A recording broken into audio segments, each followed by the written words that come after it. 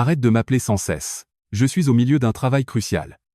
La voix irritée de mon mari, Cédric, résonna depuis le smartphone, se répercutant dans le silence de mort du salon.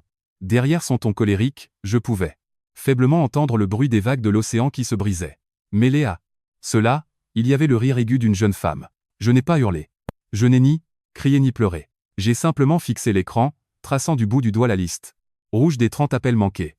Posée sur le manteau de la cheminée, de l'autre côté de la pièce, se trouvait une urne blanche immaculée. Elle contenait les cendres de la mère de mon mari, ma belle-mère Marguerite, dont je m'étais occupé au cours des 20 dernières années. Quelques heures auparavant, les arrangements pour la crémation et les obsèques avaient été finalisés, et elle était revenue dans cette maison avec moi. Mon mari, Cédric, ne savait toujours rien. Il ne savait pas que pendant qu'il mentait sur un important voyage d'affaires pour profiter de vacances tropicales à l'île Maurice avec sa maîtresse, sa propre mère avait rendu son dernier souffle sur un lit d'hôpital froid. Il ne savait pas non plus que j'avais déjà terminé les préparatifs pour quitter cette maison pour toujours. Un léger parfum de lit des arrangements funéraires flottait dans la pièce. Assise à la table de la salle à manger, j'ai tranquillement placé une épaisse pile de documents juridiques devant moi. C'était une requête en divorce, déjà signée et authentifiée par mes soins. Par-dessus, j'ai placé l'alliance en platine que je n'avais jamais enlevée en 20 ans. Le métal froid a produit un petit cliquetis en touchant le papier. Étrangement, mon cœur était complètement en paix. Mes larmes s'étaient entièrement taries il y a 3 nuits. Tout a commencé il y a 3 nuits, aux urgences de l'hôpital. Marguerite, s'il vous plaît, tenez bon. J'étais à l'arrière de l'ambulance, tenant la main de ma belle-mère qui s'était soudainement effondrée dans le couloir de notre maison. Au milieu des sirènes hurlantes, je continuais de composer le numéro de Cédric avec des doigts tremblants. Le téléphone sonnait 1, 2, 3 fois, résonnant en vain avant de tomber directement sur la messagerie vocale. Même, après être arrivé à l'hôpital, je me suis assise dans un coin de la salle d'attente et j'ai continué à appeler. Cédric, s'il te plaît, décroche. Je fixais l'écran comme en prière, mais il n'y avait pas de réponse. Vers le 10e appel, les infirmières qui passaient ont commencé à me jeter des regards compatissants. Au 20e appel, mes mains sont devenues froides, non, pas de colère, mais de pure terreur. La vie de Marguerite vacillait, sur le point de s'éteindre. Cédric, son fils unique, devait absolument être à ses côtés. Quand il avait quitté la maison en prétendant qu'il devait recevoir d'importants clients d'entreprise, j'avais encore essayé de le croire. Quand j'ai raccroché au 30e appel, les lourdes portes du box de traumatologie se sont ouvertes et le médecin de garde est sorti. La famille de Madame Marguerite. Avec ces quelques mots et le regard baissé du médecin, j'ai tout compris. Connecté à d'innombrables tubes, le visage de Marguerite paraissait incroyablement pâle et petit. Je me suis effondré au chevet de son lit et j'ai entouré de mes 2 mains sa main qui se refroidissait rapidement. Marguerite, je suis tellement désolé. Je n'arrive tout simplement pas à joindre Cédric. Les larmes qui coulaient sur mes joues sont tombées sur le dos de sa main. C'est alors que c'est arrivé. Ses doigts, qui n'auraient dû avoir aucune conscience, ont tressailli. Elle a faiblement serré ma main en retour. J'ai relevé la tête comme tiré par une ficelle. Sous le masque à oxygène, ses lèvres ont bougé très légèrement. Aucun son n'est sorti, mais après avoir vu son visage tous les jours pendant 20 ans, j'ai parfaitement compris. Ce n'est pas grave maintenant. C'était indéniablement ce qu'elle semblait dire. Puis, comme si elle rassemblait la toute dernière once de sa force, Marguerite a pressé quelque chose dans la paume de ma main. C'était une petite clé de coffre en argent qu'elle avait toujours gardée cachée sur elle. Au moment où mes yeux sont écarquillés de choc, elle a doucement fermé les siens. Le moniteur cardiaque a émis un bip long et continu. Il n'était plus nécessaire de passer un 31e appel.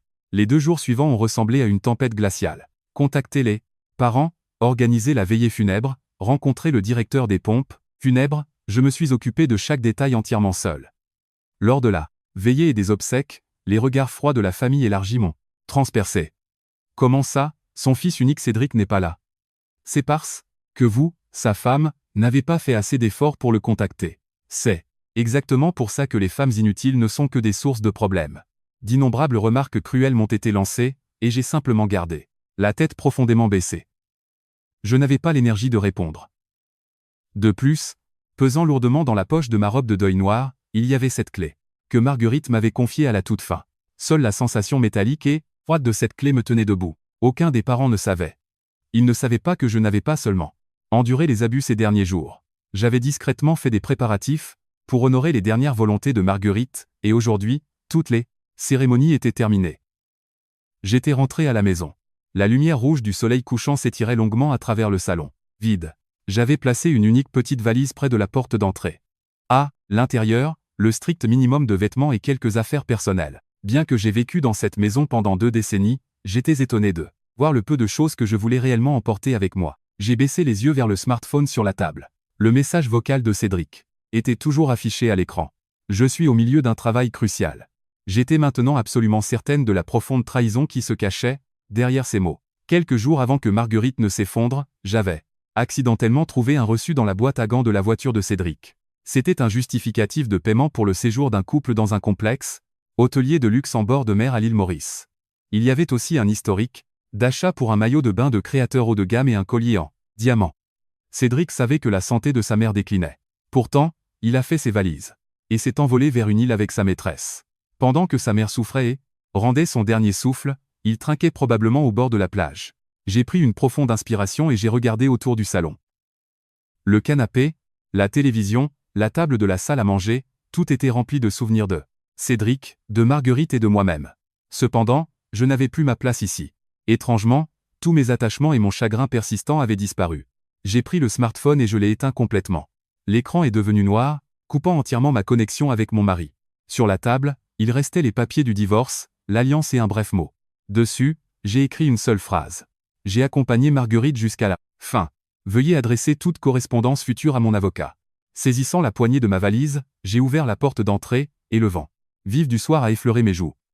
J'ai verrouillé la porte, puis j'ai laissé tomber la clé de la maison au fond de la fente de la boîte aux lettres. Le petit cliquetis a marqué la fin de mes 20 ans de mariage. J'ai commencé à marcher sans me retourner une seule fois. Je ne me dirigeais pas vers la maison de mon enfance. Je me dirigeais vers l'endroit où cette petite clé en argent s'insérait. Un lieu secret que Marguerite avait laissé derrière elle pour me sauver. En ce moment, Cédric était probablement en train d'étreindre sa maîtresse dans un hôtel de luxe, croyant qu'il avait tout gagné, croyant que sa mère agaçante mourait bien assez tôt, et que sa femme obéissante était tranquillement assise à la maison. Mais il n'en avait aucune idée. Il ne savait pas que la chose même qu'il craignait le plus était déjà entre mes mains. Il ne savait pas que demain matin, au moment où il recevrait un certain appel téléphonique, son monde entier s'effondrerait et son véritable enfer commencerait. La brise froide de la nuit rafraîchissait mes joues. Les roues de ma valise cliquetaient sèchement contre l'asphalte. Je marchais seul dans la rue sombre, en direction de la gare. J'avais vécu dans cette ville pendant 20 ans, et, pourtant j'avais l'impression de traverser un endroit totalement inconnu. Dans ma poche reposait la petite clé en argent. En marchant, je traçais ses bords, froid du bout des doigts. Pourquoi avais-je enduré cette maison si longtemps, même après avoir remarqué la trahison de mon mari? Les gens autour de moi supposaient probablement que j'étais dépendante de lui. Ou il me plaignait, pensant qu'en tant que femme, au foyer, je n'avais nulle part où aller. Mais la raison était complètement différente. Je suis resté dans cette maison pour personne d'autre que Marguerite. J'ai perdu mes parents dans un accident de voiture très jeune et j'ai grandi en me sentant comme un fardeau chez des parents éloignés. À cause de cela, j'avais un désir inhabituellement fort d'avoir une vraie famille. Quand je me suis marié avec Cédric, Marguerite était une femme incroyablement stricte. L'assaisonnement de la nourriture, la façon dont je nettoyais les plaintes, le protocole pour envoyer les cartes de vœux, elle critiquait chaque petit détail. Et je me suis caché dans le coin de la cuisine pour pleurer d'innombrables fois. Mais derrière sa rigueur, il y avait toujours une profonde affection pour moi. Chaque fois que je me surmenais et que je tombais malade avec de la fièvre, Marguerite était la première à m'apporter une soupe de poulet maison. Eliane, tu fais partie de la famille maintenant. Tu dois apprendre à t'appuyer sur moi. La chaleur de sa main me frottant maladroitement le dos ce jour-là était quelque chose que je n'oublierai jamais de ma vie. Avant que je ne m'en rende compte, Marguerite était devenue une véritable figure maternelle pour moi. Il y a 3 ans, Marguerite a subi un grave accident vasculaire cérébral qui a laissé le côté gauche de son corps paralysé. À partir du jour où elle a commencé à vivre en fauteuil roulant, l'attitude de Cédric est devenue radicalement froide. Vivre avec une personne malade est étouffant. Je ne peux pas me détendre dans ma propre maison. En disant cela, il a commencé à rentrer tard, presque tous les soirs. Même le week-end, il prétendait avoir des projets d'entreprise urgents et quitter la maison, sans même jeter un regard au visage de sa mère. Le fardeau des soins est tombé entièrement sur mes épaules. Préparer des repas, en purée fine, l'aider à se laver, l'assister aux toilettes au milieu de la nuit. C'était une réalité quotidienne. Pourtant, je ne considérais pas cela comme un fardeau le moins du monde. Chaque fois que Marguerite baissait les yeux, avec une expression d'excuse et murmurait ses excuses, je serrais fermement ses mains. Je veux prendre soin de vous. Ne vous inquiétez pas pour ça, Marguerite. Quand je disais cela, elle hochait toujours la tête, versant des larmes silencieuses. Cependant, la cruauté de Cédric s'est intensifiée de jour en jour. Un soir, j'ai senti l'odeur sucrée du parfum d'une femme sur sa chemise. Ne montrant aucun remords, il a craché ses plans cruels. Elle est trop de travail. Jetons simplement la vieille peau dans la maison de retraite la moins chère que nous puissions trouver. J'ai arrêté de manger et je l'ai fusillé du regard. Marguerite veut vivre dans sa propre maison. Tu la gâtes trop. C'est moi qui mets la nourriture sur cette table avec mon argent. Tu m'écoutes? Ces cris pouvaient sans aucun doute être entendus par Marguerite dans la chambre adjacente, séparée seulement par un mur mince. Quand je suis allé dans sa chambre plus tard, elle tremblait sous ses couvertures.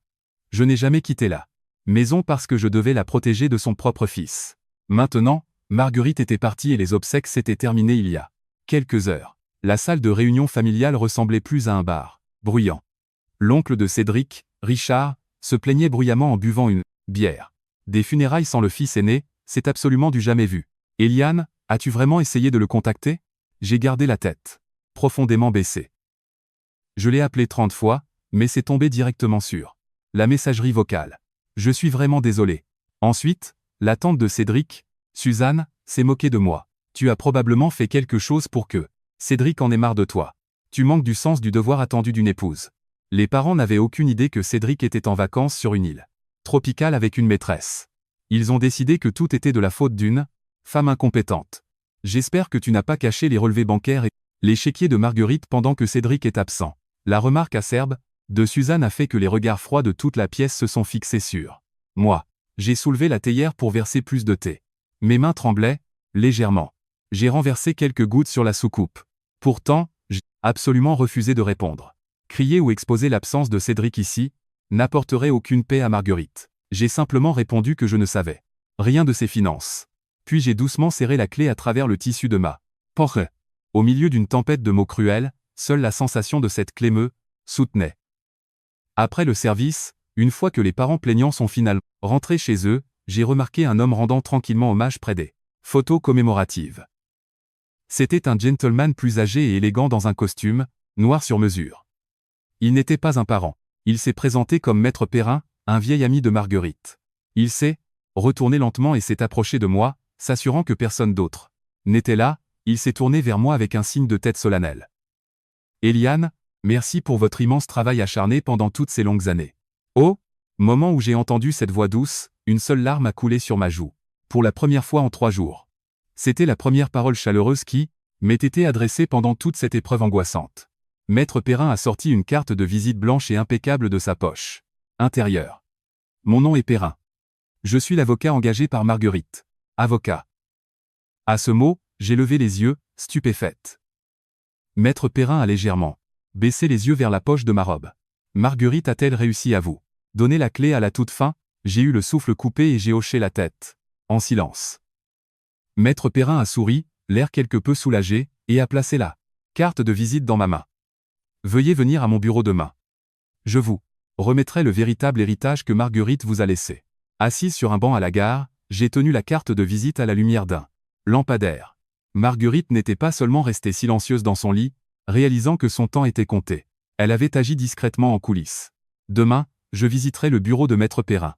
Je n'avais pas encore la moindre idée que cette minuscule clé ouvrirait la première porte pour briser les mensonges arrogants de mon mari. Un petit motel sans prétention près de la gare. C'était ma première étape après avoir quitté la maison vide. Je me suis assise sur le matelas dur de la chambre, exigu et j'ai poussé un petit soupir. L'horloge murale a passé 11 heures du soir. D'habitude, c'était l'heure à laquelle je me réveillais pour aider à retourner Marguerite dans son lit pour éviter les escarres. Mais ce soir, la chambre était si silencieuse que mes oreilles en bourdonnaient. J'ai ouvert ma valise. Je n'ai pas sorti de vêtements, mais une vieille tablette. C'était un iPad familial que je partageais avec Cédric. Quand je l'ai allumé, la lueur bleue de l'écran a illuminé la pièce sombre. Dès qu'il s'est connecté au Wi-Fi, les notifications ont commencé à affluer en haut de l'écran. J'en ai vu une et j'ai figé mon doigt. C'était une alerte email de la société de carte de crédit de Cédric. Cédric était nul en technologie et avait laissé son email d'alerte principal enregistré sur cet ancien appareil. J'ai tapé doucement sur l'objet du message. Le nom du commerçant indiquait « Grand Hôtel du Lagon, île Maurice ». Le montant débité était de 3 500 €. La date et l'heure correspondaient exactement au moment où Marguerite rendait son dernier souffle dans cette salle de traumatologie glaciale. Je me suis légèrement mordu les lèvres en regardant l'écran. Aucune larme n'est tombée. Au lieu de cela, une colère froide et silencieuse tourbillonnait au plus profond de ma poitrine. Quelques minutes plus tard, une notification est apparue d'une application de messagerie sur la tablette. L'expéditeur était la sœur de Cédric, Jessica. Jessica avait manqué les funérailles aujourd'hui, prétendant qu'elle ne se sentait pas bien. Eliane, je suis tellement désolé pour maman. Je suis désolé de ne pas avoir pu être là. Jusque-là, c'était un message de condoléances standard. Mais en lisant les lignes suivantes, mes sourcils se sont froncés de suspicion. Est-ce que Cédric est vraiment en voyage d'affaires à Strasbourg en ce moment? J'ai lentement fait défiler l'écran vers le bas. Une de mes amies vient de m'envoyer un texto. Elle a dit qu'elle avait vu Cédric, bras dessus bras dessous avec une jeune femme à l'aéroport de l'île Maurice. Ce doit être une erreur, n'est-ce pas? Les mensonges de Cédric commençaient à se fissurer. Il avait menti à ses parents, disant qu'il rencontrait des clients importants à Strasbourg. Il m'avait seulement dit qu'il était occupé par un travail crucial. Cédric n'a jamais, au grand jamais, envisagé la possibilité que l'ami de sa sœur puisse, accidentellement être sur le même vol. J'ai commencé à taper une réponse, puis, je me suis arrêté. Je ne pouvais pas leur laisser comprendre que je savais déjà tout. J'ai fermé l'écran de la tablette et je l'ai posé sur la table de chevet. Puis, j'ai rallumé mon propre smartphone. L'écran s'est allumé, montrant l'icône de messagerie vocale clignotante. C'était le message que Cédric avait laissé après, que je l'ai appelé 30 fois l'après-midi précédent. J'ai branché mes écouteurs. Et j'ai appuyé sur lecture. Ouais, c'est moi. Arrête de m'appeler sans cesse. Je suis submergé par une crise au travail. C'était son ton habituel, dédaigneux et agacé. Mais ce qui a attiré mon attention, ce n'était pas sa voix. C'était le faible bruit des vagues de l'océan en arrière-plan. Le tintement, rafraîchissant de la glace dans un verre et la voix pleurnicharde d'une jeune femme. Cédric, dépêche-toi. Allons à la plage. As-tu découvert où la vieille garde ses comptes en banque? Au moment où cette phrase a atteint mes oreilles, j'ai eu un hoquet. Un frisson m'a parcouru l'échine. La voix pâteuse de Cédric a suivi. Imbécile, baisse la voix. C'est bon. Eliane est complètement à côté de la plaque. Je vais fouiller la maison de fond en comble, et les trouver dès que je rentrerai. Le message s'est coupé là. J'ai retiré les écouteurs et j'ai couvert mon visage de mes mains glacées. Les comptes en banque de la vieille. Il parlait sans aucun doute des économies de toute une vie de Marguerite. Un souvenir unique est revenu vivement. C'était une nuit, il y a un mois. Cédric avait soudainement commencé à saccager la chambre de Marguerite. Où sont la carte vitale de maman et son vieux livret d'épargne? Cédric avait frénétiquement vidé chaque tiroir, jetant les choses partout avec des yeux injectés de sang. Quand je lui ai demandé pourquoi, il m'a crié dessus avec un visage profondément paniqué. J'en ai besoin pour la trésorerie de mon entreprise. Tu n'es qu'une épouse. Tais-toi. À ce moment-là, j'ai répondu que je ne savais pas car c'étaient les biens précieux de Marguerite. En effet, Marguerite n'avait jamais discuté de ses finances avec moi. Cédric a violemment claqué la langue et a quitté la maison en trombe. Sa panique ce jour-là ne concernait pas la trésorerie de l'entreprise. Il cherchait les fonds pour financer sa nouvelle vie ou ses dépenses somptueuses. Avec sa maîtresse. Si sa mère mourait, en tant que fils aîné, il supposait qu'il hériterait de tout. Il vendait la peau de l'ours avant de l'avoir tué. J'ai sorti la petite clé en argent de ma poche, la posant sur ma paume. La clé reflétait les faibles lumières du motel avec un éclat terne. Marguerite savait que son fils visait ses économies. C'est précisément pour cela qu'elle m'a confié cette clé, pour me protéger de la trahison de son fils. Le lendemain matin, un ciel bleu sans nuages s'étendait sur la ville. J'ai troqué ma robe de deuil contre un tailleur bleu marine conservateur. J'ai laissé ma valise à la réception du motel et j'ai pris le train. Je me suis dirigé vers un immeuble de bureaux tranquille, à une courte distance du centre-ville. Au 3e étage d'un vieil immeuble en briques se trouvait le bureau de maître Perrin, l'homme que j'avais rencontré aux funérailles. J'ai pris une profonde inspiration devant la porte et j'ai frappé doucement. Entrez. Poussé par une voix calme, je suis entré. La pièce était bordée d'étagères et sentait le vieux papier. Maître Perrin s'est levé de son bureau et s'est profondément incliné. Je suis heureux que vous soyez venu, Eliane. Je vous attendais. J'ai sorti la petite clé en argent enveloppée dans un mouchoir de mon sac à main. Je l'ai posée tranquillement sur sa table. Maître Perrin a regardé la clé et a fait un petit signe de tête. Il a ensuite récupéré un coffret en bois, ancien à l'arrière de son bureau. Marguerite a laissé ceci sous ma garde, en m'ordonnant de vous le donner. La boîte en bois avait un minuscule trou de serrure. C'était exactement la bonne taille pour la clé dans ma main. Veuillez l'ouvrir. Le véritable héritage de Marguerite est à l'intérieur. Avec des doigts tremblants, j'ai pincé la clé et je l'ai glissée dans la serrure. Clic. Le petit son a résonné dans la pièce silencieuse. Au moment où j'ai ouvert le couvercle, j'ai perdu mes mots. À l'intérieur ne se trouvait pas seulement le livret d'épargne que Cédric cherchait frénétiquement. Il y avait une enveloppe épaisse et un document juridique choquant qui allait radicalement changer le cours de ma vie. La boîte contenait un livret d'épargne bleu marine, une enveloppe épaisse avec Eliane écrit dessus et un document officiel. Quand j'ai lu le titre du document, j'ai eu le souffle coupé. Testament holographe authentifié. C'était imprimé clairement en haut. Marguerite m'a appelé dans sa chambre il y a 1 an. Maître Perrin a commencé à parler doucement. J'ai gardé les yeux fixés sur le visage de l'avocat tout en tenant le document. Marguerite savait tout des infidélités de Cédric et de la façon dont il vous traitait. Elle craignait profondément qu'après son décès, Cédric vous jette hors de la maison et dilapide ses économies. J'ai attrapé le livret d'épargne à l'intérieur de la boîte. J'ai tourné à la dernière page et mes yeux se sont collés au solde imprimé. 500 000 €. C'était l'argent précieux que mon beau-père et Marguerite avaient minutieusement économisé au cours de leur vie. Cédric croit qu'il héritera de chaque centime du patrimoine de Marguerite. Les mots de Maître Perrin ont ramené le message vocal d'hier. La maîtresse, demandant les comptes de la vieille. La voix désespérée de Cédric disant qu'il les trouverait. Cependant, tant que ce testament existe, les choses ne se passeront pas comme Cédric le souhaite. Maître Perrin a montré une clause spécifique dans le document. Elle détaillait une intention claire comme de l'eau de roche. Je lègue l'intégralité de mon patrimoine, y compris tous les actifs, monétaires et les biens, exclusivement à ma belle-fille, Eliane, qui a consacré des années à mes soins. Je déshérite expressément et entièrement mon fils, Cédric. Je fixais ces mots, complètement sans voix. Quelque chose de chaud a jailli du plus profond de ma poitrine. Marguerite ne me voyait pas simplement comme une belle famille pratique offrant des soins infirmiers gratuits. Elle comprenait mes luttes et la cruauté de son fils mieux que quiconque. Marguerite m'a dit quelque chose. La voix de Maître Perrin a résonné dans la pièce silencieuse. Elle a dit, Eliane quittera certainement cette maison quand je mourrai. Elle est trop gentille, alors elle partira probablement les mains vides sans exiger un seul centime de Cédric. C'est pourquoi elle vous a confié cet argent et ce testament, afin que vous puissiez marcher fièrement vers votre avenir sans être lié à personne. J'ai pris l'enveloppe épaisse portant mon nom. À l'intérieur se trouvait une feuille de papier à lettres remplie de l'écriture tremblante de Marguerite. Eliane, merci beaucoup pour ces 20 dernières années. Je sais combien de douleurs mon fils t'a causé. Tu n'as jamais pleuré devant moi, mais je savais que tu pleurais seul dans la cuisine au milieu de la nuit.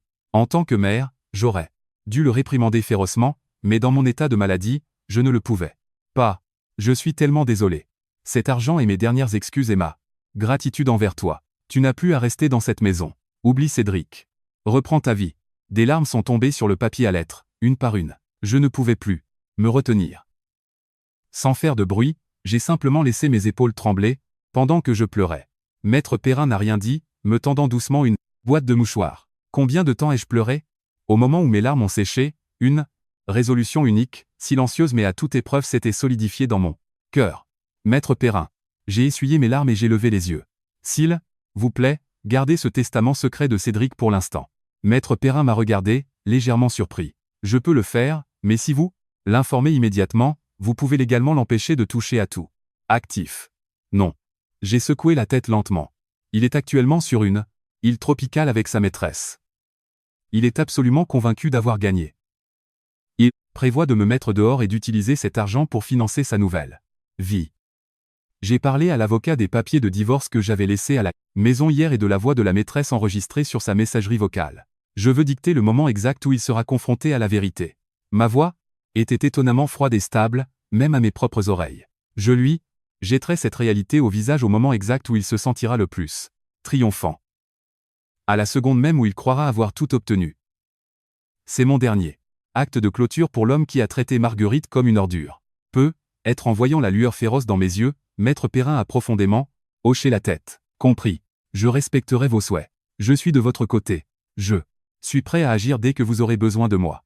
Quand je suis sorti du bureau, le soleil de l'après-midi brillait de manière aveuglante. J'ai rangé le testament, le livret d'épargne et la lettre de Marguerite au fond de mon sac. Je possédais maintenant 3 armes. Premièrement, la tablette prouvant sa liaison extravagante. Deuxièmement, la requête en divorce signée que j'avais laissée. Et troisièmement, ce testament authentifié. J'ai sorti mon smartphone et je l'ai rallumé. 10 autres appels manqués de Cédric sont apparus à l'écran. Il y avait aussi un unique et bref message texte. Je rentre tard ce soir. Mon oncle m'a dit que les funérailles sont terminées. Ne touche à rien dans la chambre de ma mère avant mon retour. Il n'y avait pas une once de chagrin pour la mort de sa mère dans ces mots. Il n'y avait qu'une obsession vorace pour sa richesse et un ordre arrogant dirigé contre moi. J'ai regardé l'écran et j'ai souri doucement. Ne t'inquiète pas. Je ne toucherai à rien car il ne te reste plus rien à trouver. Quand il reviendra ce soir, il ne sera pas accueilli par un repas chaud ou une femme obéissante. Il trouvera une maison vide, glaciale et noire. J'avais hâte de voir l'expression de son visage lorsqu'il trouvera les papiers du divorce et l'alliance en platine, laissés sur la table de la salle à manger. Des océans bleus et des étendues infinies de sable blanc. Allongé au bord de la piscine du complexe de luxe à l'île Maurice, Cédric s'est enfilé une bière fraîche. La glace teintait de manière rafraîchissante dans son verre. Allongé, sur la chaise longue blanche à côté de lui, il y avait Chloé, vêtue d'un bikini rouge. Cédric, devons-nous vraiment rentrer demain? Restons une nuit de plus. Chloé a fait la moue et a passé un doigt sur son épaule. Cédric a enlevé ses lunettes de soleil et a poussé un énorme soupir agacé. Je n'ai pas le choix. La vieille bique est enfin morte. En tant que fils aîné, je dois me montrer, sinon les parents n'arrêteront jamais d'en parler.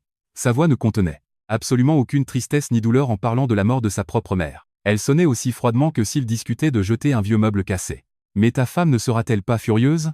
Elle a dû faire toute la préparation des funérailles et parler au directeur toute seule, n'est-ce pas? Au mot de Chloé, Cédric a éclaté de rire. Eliane, furieuse, cette femme, ne peut pas survivre un seul jour sans mon salaire. Elle n'oserait jamais aller contre mes ordres. Elle n'est en gros qu'une femme de ménage non rémunérée très pratique. Cédric a tapoté sur son smartphone et a tapé le message bref et autoritaire à Eliane, appuyant sur envoyer agressivement. Il a adressé un sourire triomphant à Chloé. Une fois que j'aurai l'héritage de la vieille, je t'achèterai cette boutique que tu voulais. Quant à Eliane, je lui jetterai une petite somme de dédommagement et je la mettrai à la porte. Les yeux de Chloé ont pétillé et elle a serré fermement le bras de Cédric. Vraiment? Je suis si heureuse. Tu es le meilleur, Cédric. Leur rire vulgaire a été absorbé par le magnifique ciel tropical. À peu près au même moment, assise sur une chaise dure dans le motel sombre, j'ai doucement baissé mon smartphone. Sur l'écran était affiché le court message que Cédric venait d'envoyer. Puisque les funérailles sont terminées, je rentre demain. Tu dois être ravi que tes tâches d'infirmière soient enfin terminées. Mets la maison au propre pour mon arrivée. Au moment où j'ai lu ces mots, une douleur semblable à un couteau aigu s'est tordue au plus profond de ma poitrine. Tâche d'infirmière. Pour mon mari, les 20 dernières années de ma vie ne représentaient rien de plus qu'une corvée. Le jour où je suis entré dans sa famille, Cédric m'avait tenu les mains et dit « Construisons ensemble une famille chaleureuse et aimante ». Croyant en ces mots, peu importe à quel point Marguerite était stricte, peu importe à quelle heure Cédric rentrait tard, j'ai désespérément protégé notre foyer. Pendant les 3 années qui ont suivi l'effondrement de Marguerite, je n'ai pas eu une seule seconde de temps libre pour moi, changeant des couches pour adultes. Au milieu de la nuit, la nettoyant pour prévenir les escarres, mixant des repas très nutritifs. Je ne l'ai pas fait parce que c'était un devoir. Je l'ai fait parce qu'elle était une famille précieuse, parce que je me souciais sincèrement d'elle du fond du cœur, sacrifiant ma propre vie pour que la sienne soit confortable. Cédric s'en était simplement moqué, qualifiant cela de corvée dont j'étais heureuse de me débarrasser. J'ai fixé l'écran, en grinçant des dents. Mon cœur me faisait mal physiquement, comme si une main glaciale l'avait violemment serré. Mon amour romantique pour mon mari était complètement mort il y a des années.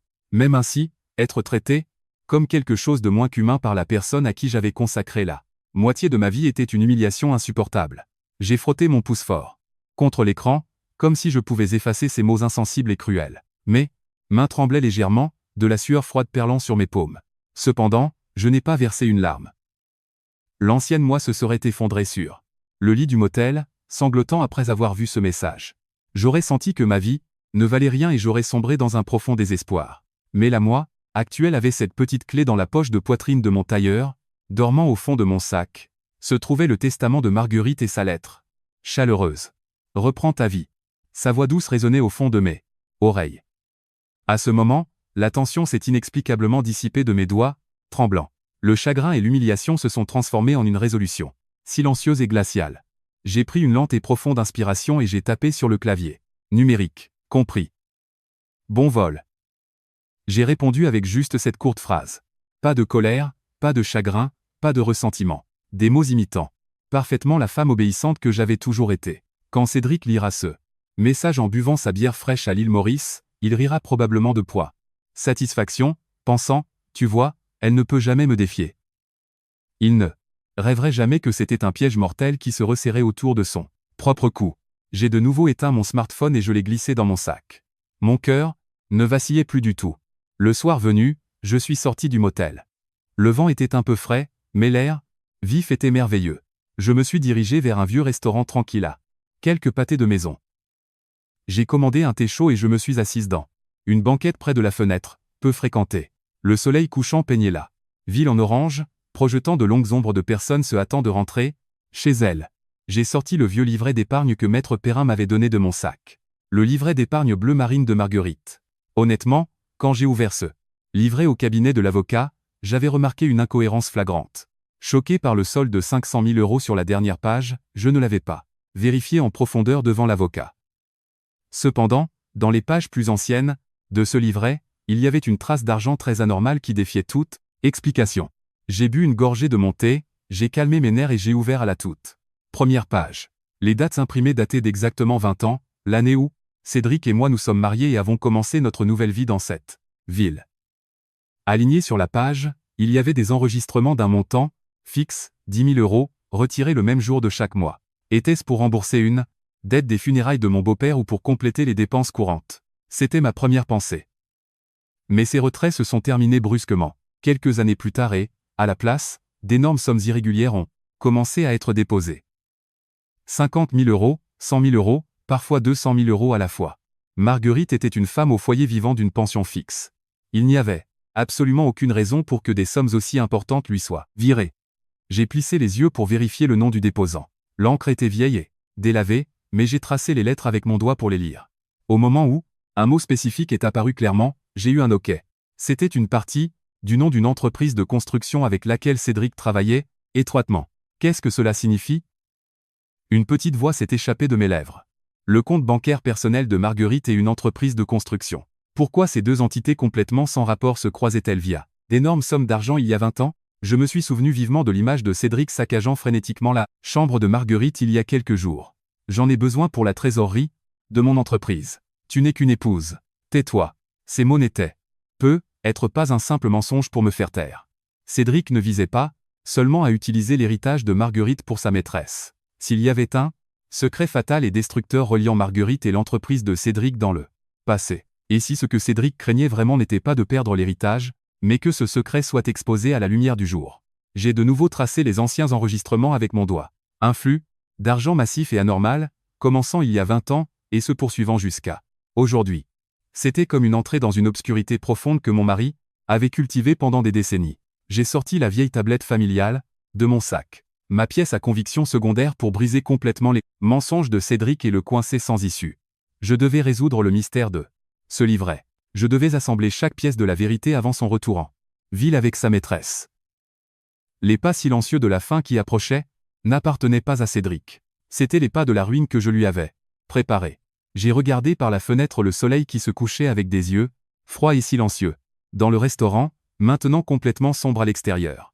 Je regardais, mon thé froid. Sur la table était étalé le vieux livret d'épargne et la tablette que Cédric utilisait.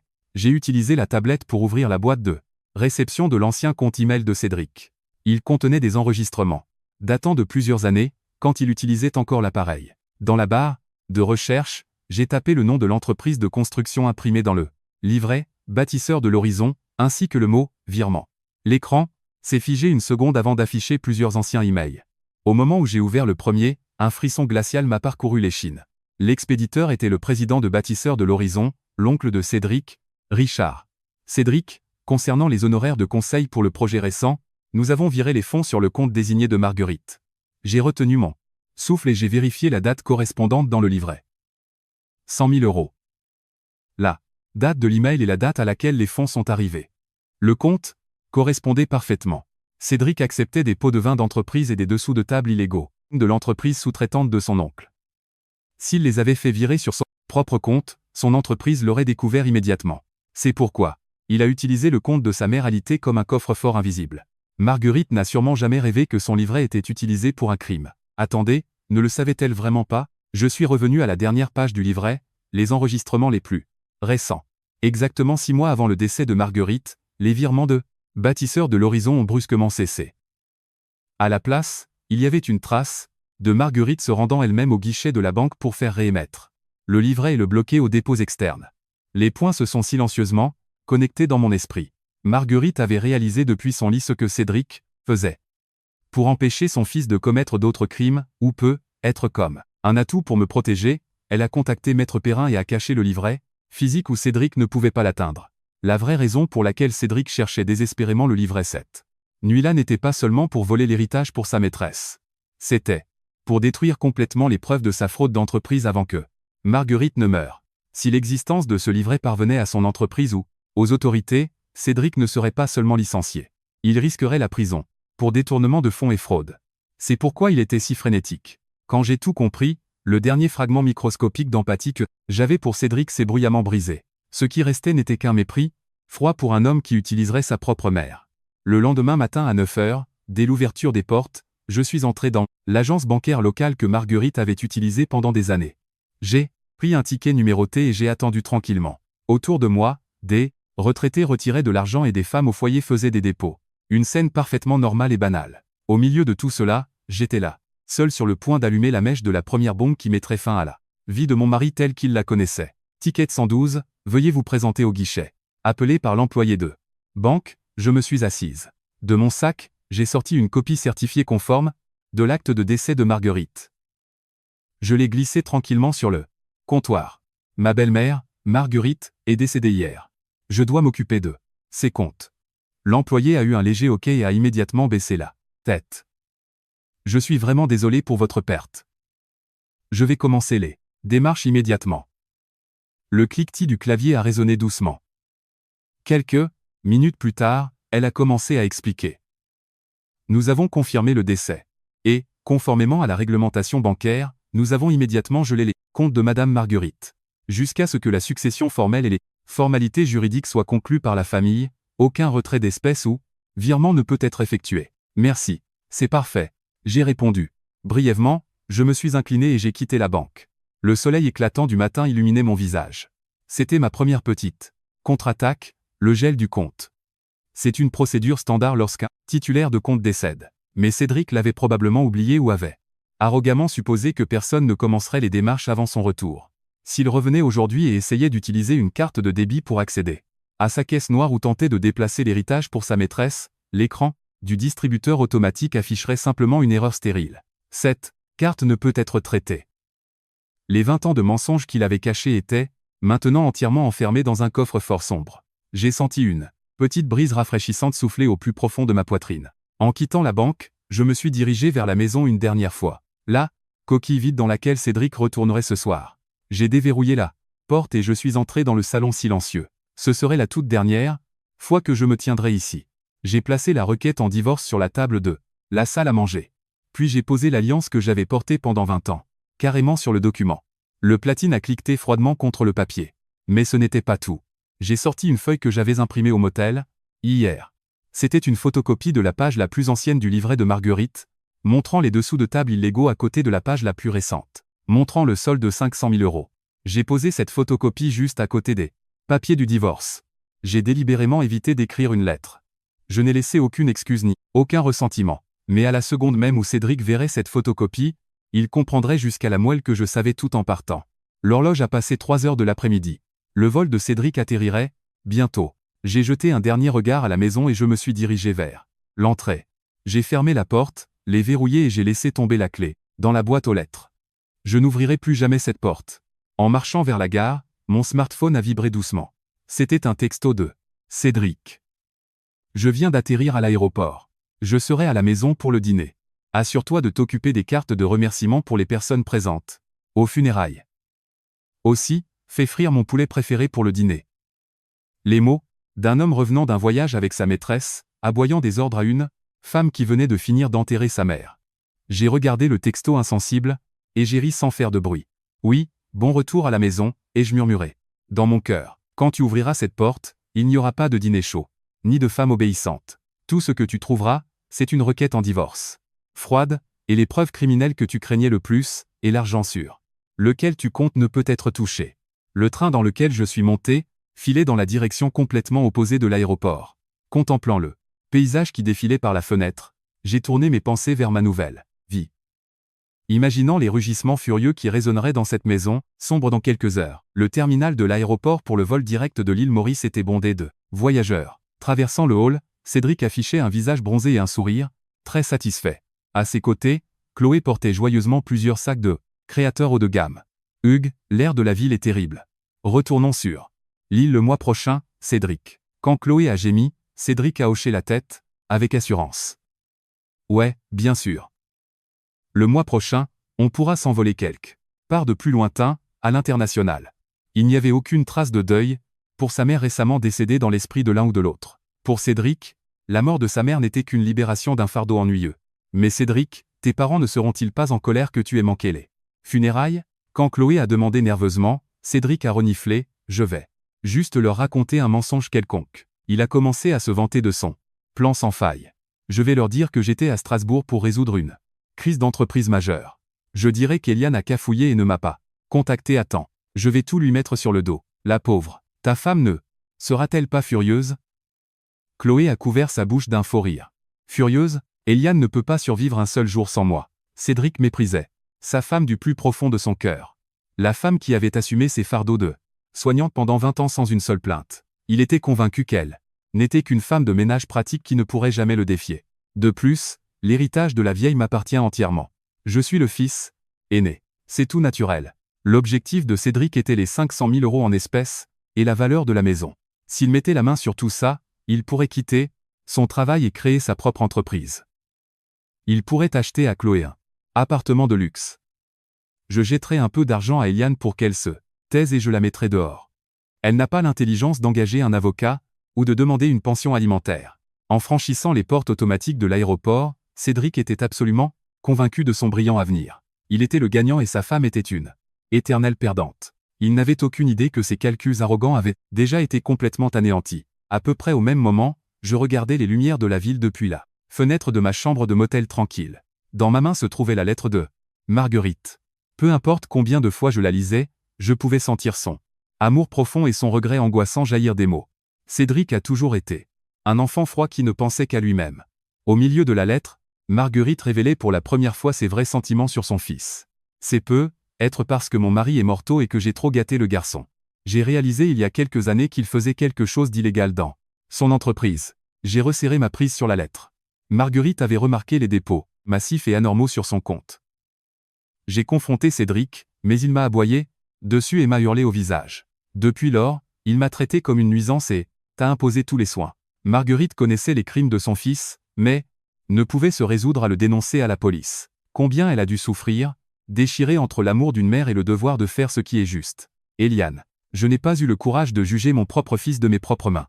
Je suis vraiment désolé, mais je ne peux plus te laisser être sacrifié. La chose que Marguerite voulait vraiment protéger n'était pas l'argent. C'était de me laisser échapper au crime de son fils et à sa domination cruelle. Me permettre de marcher vers une nouvelle vie par mes propres moyens. C'était son dernier souhait et son expiation envers moi. Marguerite. J'ai doucement pressé la lettre contre ma poitrine et j'ai fermé les yeux. J'avais l'impression que ses mains tremblantes me poussaient doucement dans le dos. Mon mari nous avait commodément utilisés et piétinés, moi et sa mère. Le confronter à la vérité était le plus grand hommage que je pouvais lui offrir. J'ai pris une profonde inspiration, gravant une résolution froide et claire dans mon cœur. À 20 h, bien après la tombée de la nuit, Cédric est sorti d'un taxi devant la maison. Levant les yeux tout en tirant sa valise, il a remarqué que la maison était anormalement sombre. Pas la moindre lueur ne filtrait des fenêtres du salon. Pourquoi a-t-elle éteint toutes les lumières?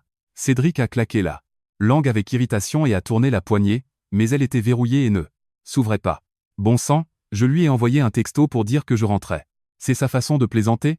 Cédric a sorti sa clé de son sac et a déverrouillé la porte avec agressivité. Et Eliane, je suis de retour.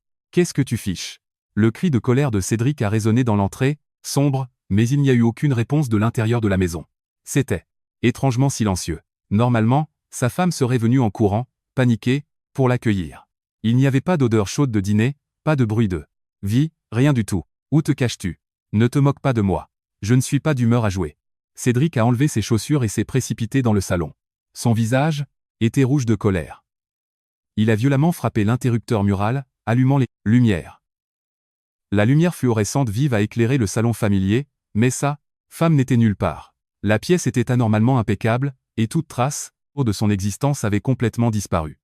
C'était un espace froid, comme une maison témoin où personne ne vivait. Que se passe-t-il? Méfiant, Cédric a balayé la pièce du regard. Puis ses yeux se sont arrêtés nés sur la table de la salle à manger. Seul au centre de la table vide se trouvait une pile de papiers inconnus. Cédric a froncé les sourcils, a lâché sa valise et s'est approché de la table. C'était une requête en dissolution de mariage. Au moment où il a lu les mots, Cédric a laissé échapper un petit ricanement. Ah! Fugir de la maison. Quelle menace? Pathétique. Si sa femme partait de son plein gré, cela signifiait qu'il n'aurait pas à payer de pension alimentaire. C'était un peu ennuyeux, mais il pensait en fait que cela arrangeait parfaitement ses plans. Reposant sur les papiers du divorce, brillant froidement, se trouvait une alliance en platine. Conservant un sourire de supériorité, Cédric a déplacé son regard vers le morceau de papier juste à côté. Ce n'était qu'une photocopie en noir et blanc. Mais à l'instant où il a vu le texte et les chiffres imprimés dessus, le sourire a été complètement effacé de son visage. C'était une photocopie du vieux livret d'épargne de sa mère. La page exacte montrant les pots de vin illégaux qu'il avait reçus de l'entreprise sous-traitante, il y a 20 ans, la preuve criminelle que personne ne devait jamais voir. De plus, à côté se trouvait une copie du solde plus récent. Il affichait clairement le chiffre de 500 000 € qu'il avait prévu de voler. Qu'est-ce que c'est que ça? La gorge de Cédric a émis un sifflement, et le sang s'est instantanément retiré de ses jambes. Pourquoi sa femme était-elle au courant de ce livret? Pourquoi cette copie était-elle ici? Sa femme était censée être une femme ignorante et stupide. Cédric a ramassé le papier d'une main tremblante. Le bout de ses doigts tremblait violemment. À ce moment, Cédric a réalisé que son plan prétendument parfait avait été complètement percé à jour. Depuis le tout début, et la femme qu'il méprisait avait déjà fini de se préparer à le pousser au bord du désespoir. Qu'est-ce que c'est? Qu'est-ce qui se passe, bon sang? La voix de Cédric s'est brisée en un cri qui a résonné dans le salon vide. La copie en noir et blanc dans sa main tremblait de manière incontrôlable. Elle montrait clairement la preuve de sa fraude d'entreprise vieille de 20 ans, et elle montrait le solde de 500 000 € sur lequel il comptait. Les secrets qu'il devait désespérément cacher avaient été entièrement exposés par sa femme. Le visage exsangue, Cédric a tourné la tête frénétiquement. Et, Eliane, où es-tu? Sors de là. Pensant que sa femme se cachait peu, être quelque part, pour le tester, il a violemment ouvert les portes de la chambre, de la salle de bain et de la chambre de sa mère récemment décédée. Mais la maison est restée étrangement silencieuse. Ses vêtements avaient entièrement disparu du placard.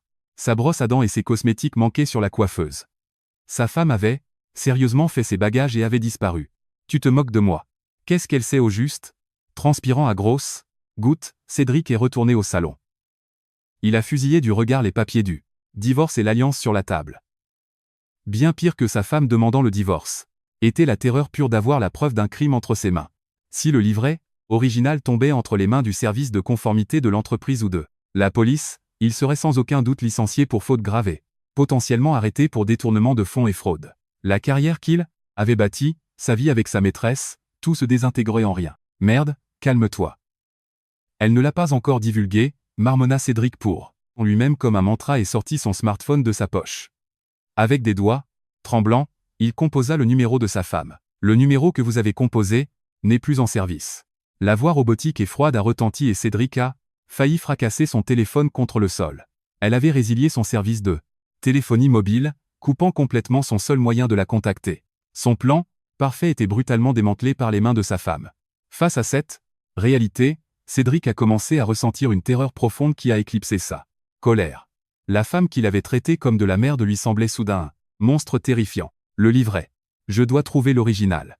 Cédric a plongé dans la chambre de sa mère, les yeux injectés de sang. Il a arraché les tiroirs de la commode, éparpillant les vêtements sur le sol. De vieilles boîtes au fond du placard, sous le lit, entre les étagères. Il a mis la maison sens dessus-dessous comme un cambrioleur désespéré. Mais peu importe ses efforts, le vieux livret d'épargne était introuvable. La carte vitale, l'acte de propriété de la maison, tout avait disparu. 1 heure plus tard, au milieu de la pièce saccagée, Cédric s'est effondré sur le sol, haletant, couvert de sueur et de poussière. Ses yeux étaient vides et sans expression. Sa femme avait tout calculé et tout emporté. À ce moment-là, son smartphone, posé sur le sol, a sonné. L'écran affichait le Nom de Chloé. Cédric s'est jeté sur le téléphone comme s'il était attiré par un fil invisible. Allô, Chloé. Qu'est-ce qui ne va pas? Tu mets une éternité. Ta femme est en colère? La voix insouciante et douce de sa maîtresse sonnait maintenant incroyablement stridente aux oreilles de Cédric. Chloé, nous avons un problème. La voix de Cédric était rauque et empreinte de panique. Un problème? Ne me dis pas que tu n'as pas eu l'héritage de ta mère. Imbécile, baisse la voix. Oublie l'héritage. Eliane a pris les preuves de ce que j'ai fait par le passé. Il a entendu Chloé halter au téléphone. Chloé était vaguement au courant de la fraude d'entreprise passée de Cédric. C'est précisément pour cela qu'elle a réalisé que sa panique était mortellement sérieuse. Attends une seconde. Ça veut dire que tu vas te faire arrêter? La douceur a instantanément disparu de sa voix. Je ne vais pas me faire arrêter. Je vais arranger ça. Je convoque une réunion de famille demain. Cédric a fusillé du regard le plafond de la pièce saccagée avec des yeux injectés de sang. Une réunion de famille, c'est ça. Eliane a coupé le contact avec moi, mais elle devra bien contacter quelqu'un de la famille à un moment donné. Elle est trop respectueuse des convenances pour ne pas le faire. Je vais manipuler mes oncles pour la convoquer. Ensuite, devant tout le monde, je la coincerai et la forcerai à me rendre le livret. Le processus de pensée de Cédric était infiniment égocentrique et superficiel. Il croyait vraiment que s'il acculait sa femme psychologiquement, elle se soumettrait immédiatement. Il n'avait pas encore réalisé qu'elle n'était plus la femme qui endurait simplement les abus. Quoi qu'il en soit, ne me contacte pas pendant un moment. J'obtiendrai cet argent quoi qu'il arrive. Cédric a raccroché unilatéralement. Dans la pièce, sombre, Cédric a grincé des dents. Je ne la laisserai pas s'en tirer comme ça. Ne me sous-estime pas. Il n'y avait ni excuse à sa femme ni deuil pour ça. Mère dans son cœur. Seulement un instinct obsessionnel d'autopréservation et un attachement désespéré à l'argent. Le lendemain matin, je buvais un thé chaud dans la chambre tranquille du motel. Aucun parent ne m'avait contacté depuis hier. Cédric leur cachait-il toujours mon départ, ou m'avait-il complètement rayé de leur liste? Quoi qu'il en soit, cela n'avait plus d'importance pour moi. J'avais rendez-vous pour élaborer une stratégie avec Maître Perrin aujourd'hui. J'ai demandé à la réception d'appeler un taxi et je me suis rendu à son bureau. Quand je suis entré, Maître Perrin m'a accueilli avec son sourire calme. Habituel. Bonjour, Eliane. Avez-vous réussi à dormir un peu? Oui, merci. Étonnamment bien. J'ai souri légèrement et j'ai sorti un document de mon sac. C'était quelque chose que j'avais secrètement préparé ces derniers jours. Maître Perrin. Il a dû voir les documents que j'ai laissés à la maison. Il va bientôt passer à l'action. J'ai posé le document sur le bureau. Maître Perrin l'a examiné et a fait un petit signe de tête. Je vois. Cédric va sans aucun doute paniquer et essayer d'impliquer la famille élargie dans cette affaire. Pour cacher sa propre fraude, il essaiera de vous faire passer pour une voleuse qui s'est enfuie avec la succession. Non, c'est exactement pour ça que c'est moi qui leur tendrai le piège. À mes mots, Maître Perrin a semblé légèrement surpris, ses yeux s'écarquillant. J'ai abandonné le visage de l'épouse endurante, de 20 ans et j'ai souri doucement mais froidement. Les préparatifs pour pousser mon mari du haut de la falaise exactement au moment où il se sentirait le plus triomphant étaient complètement en place. Le lendemain de son retour de l'île tropicale, Chloé se rongeait nerveusement, les ongles sur le canapé de son appartement. La douce atmosphère des vacances avait été complètement anéantie par l'appel téléphonique de Cédric. Eliane a pris les preuves de ce que j'ai fait par le passé. La voix stridente de Cédric était collée à ses tympans. Chloé n'était sortie avec Cédric que parce qu'il était en passe de devenir cadre dans son entreprise et qu'il dépensait sans compter. Et surtout, parce qu'elle avait entendu dire qu'un héritage massif de sa mère mourante était imminent. Mais si Cédric était démasqué pour détournement de fonds, la donne changeait complètement. Oubliez l'héritage. S'il était arrêté, il serait enseveli sous les procès civils et les restitutions. Tu moques de moi. Je ne vais pas couler avec un navire qui sombre. Chloé a claqué la langue et a manipulé agressivement son smartphone. Sans hésiter, elle a supprimé tout l'historique des messages doux avec Cédric. Ensuite, elle a sorti la carte de crédit que Cédric lui avait donnée carte blanche pour utiliser. Je dois acheter tout ce que je peux pendant que ça marche encore. Elle a ouvert le site web d'une marque de luxe, a ajouté une montre à 5 000 € à son panier et a cliqué avec confiance sur Valider. Cependant, un message d'erreur rouge est apparu à l'écran. Cette carte est actuellement indisponible. Les yeux de Chloé se sont écarquillés. Sentant le danger, Cédric avait immédiatement annulé ou gelé toutes ses cartes de crédit. Ce salaud d'égoïste ne pense qu'à sauver sa propre peau. Chloé a jeté son smartphone sur le canapé. Dans son esprit, un Homme nommé Cédric a perdu toute valeur et s'est écrasé au sol. Elle a immédiatement commencé les préparatifs pour fuir le navire en perdition.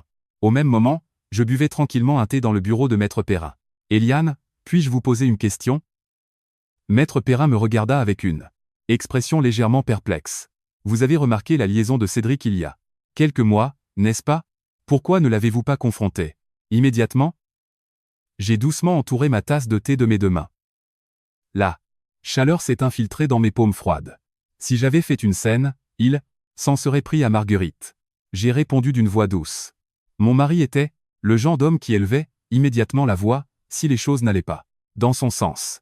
Si je l'avais confronté au sujet de la liaison, il aurait joué la victime, criant que je l'ignorais parce que je ne m'intéressais qu'à la maison. Et pire que tout, il aurait pu littéralement mettre Marguerite à la porte et la forcer à aller dans une horrible maison de retraite. Marguerite ne pouvait pas parler, mais elle comprenait tout parfaitement. Elle savait qu'elle ne vivrait pas longtemps si elle était placée dans un établissement. J'ai regardé ma tasse de thé et j'ai continué. Je voulais protéger les derniers jours de Marguerite dans cette maison pour qu'elle puisse partir en paix. Pendant qu'il s'amusait avec sa maîtresse, j'ai pu rester aux côtés de Marguerite et lui tenir la main. Rien que cela a donné suffisamment de sens à mon silence. Maître Perrin a profondément hoché la tête. Maintenant, je comprends parfaitement pourquoi. Marguerite vous a laissé tout son patrimoine. Vous étiez vraiment la vraie fille que Marguerite n'a jamais eue. Ces mots m'ont presque fait pleurer, mais j'ai retenu mes larmes. J'avais décidé que je ne pleurais que lorsque tout serait terminé, et que j'irais me recueillir sur la tombe de Marguerite. À ce moment-là, le téléphone du bureau a sonné bruyamment. La réceptionniste a répondu, l'air un peu troublé, et a jeté un coup d'œil à Maître Perrin. Maître, c'est un appel d'un homme nommé Richard, l'oncle de Cédric. Il exige de parler à Eliane, et il est extrêmement agressif.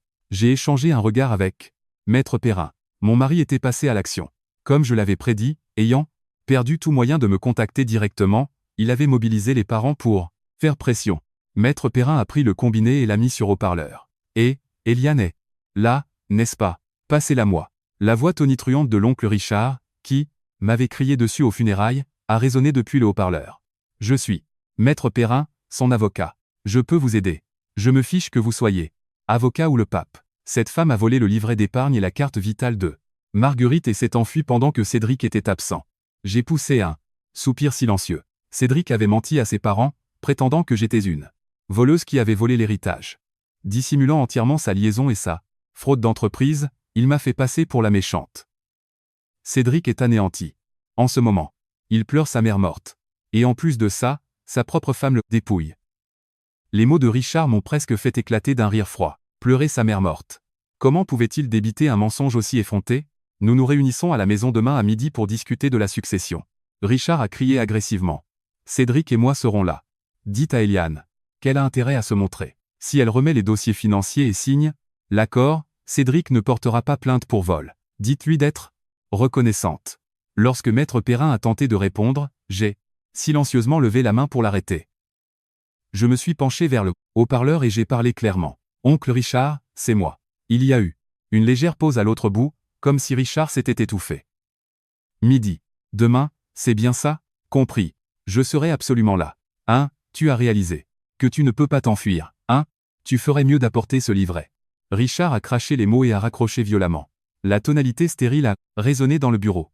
Je me suis adossé profondément dans ma chaise et j'ai incliné la tête vers Maître Perrin. Maître Perrin, pourrais-je vous demander de m'accompagner demain? Bien sûr. Cédric a l'intention d'utiliser le nombre de membres de la famille pour vous écraser, mais ils font une erreur de calcul massive. Oui, ils pensent probablement que je suis en train de trembler et de pleurer. Seul. J'ai sorti une photocopie de la requête en divorce de mon sac ainsi qu'un minuscule objet noir. C'était un micro-enregistreur que j'avais caché dans la chambre de Marguerite.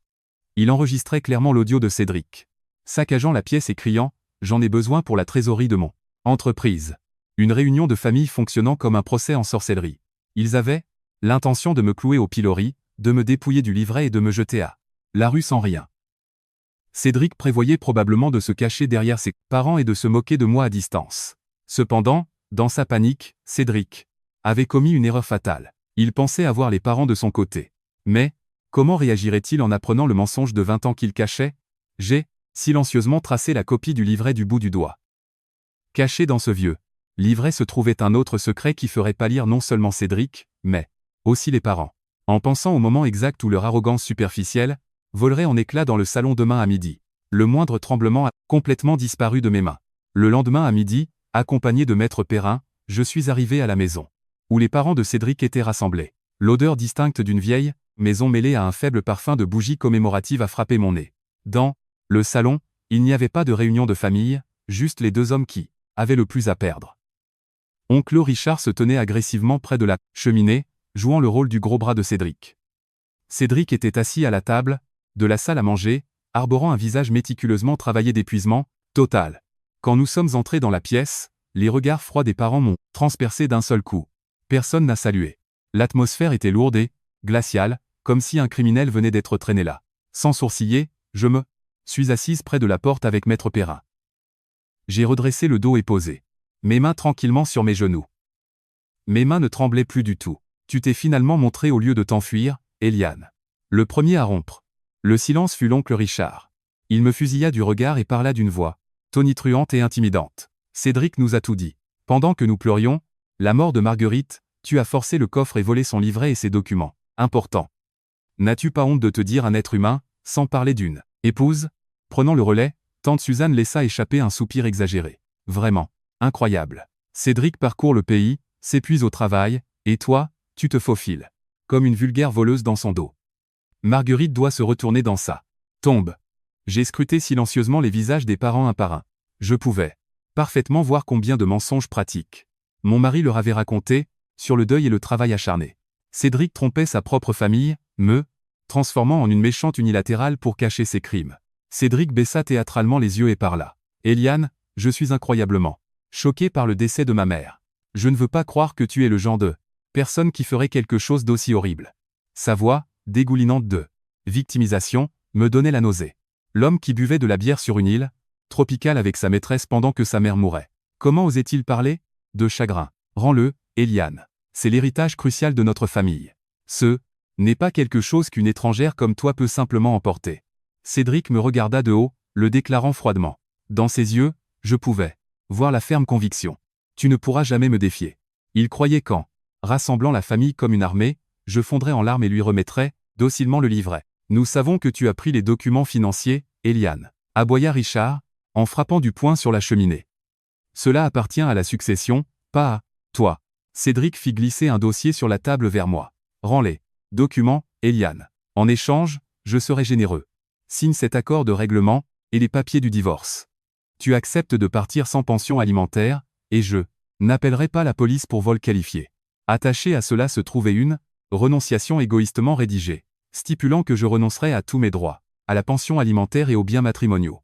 Ils étaient entièrement convaincus d'avoir déjà gagné. Me dépouiller, me mettre dehors et sécuriser l'héritage de 500 000 € pour Cédric. C'était le seul but de ce procès en sorcellerie.